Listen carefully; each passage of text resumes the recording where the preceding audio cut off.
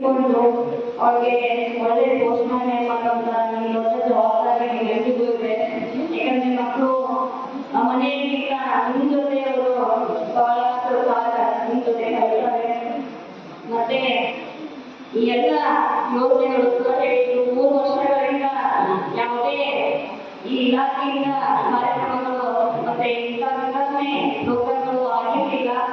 ಆದ್ರೆ ನಮ್ಮ PM ಸಿದ್ದರಾಮಯ್ಯವರು ಮತ್ತು ಮಹಿಳಾ ಮತ್ತು ಮಕ್ಕಳ ಅಭಿವೃದ್ಧಿ ಇಲಾಖೆ ಸಚಿವರು ಅವ್ರ ಕಡೆಯಿಂದ ಹಾಗೂ ತಂದಿರು ಜಿಲ್ಲಾ ಉಸ್ತುವಾರಿ ಅವ್ರ ಕಡೆಯಿಂದ ಇವತ್ತು ಸಾಧ್ಯವಾಗಿದೆ.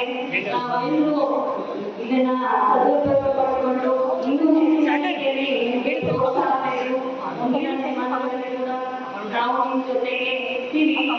ಏನಾದರೂ ಕಷ್ಟಗಳು ಸ್ಪಂದಿಸ್ತೀವಿ. ಖಂಡಿತವಾಗಿ ತಂದೆಗಳ ಕಡೆ ನಾವು ಕೂಡ ನಮ್ಮೆಲ್ಲರ ಪ್ರಾಬ್ಲಮ್ಗಳು ನಾವೆಲ್ಲ ಜೊತೆ ಹಾಕೊಳ್ಳಿ.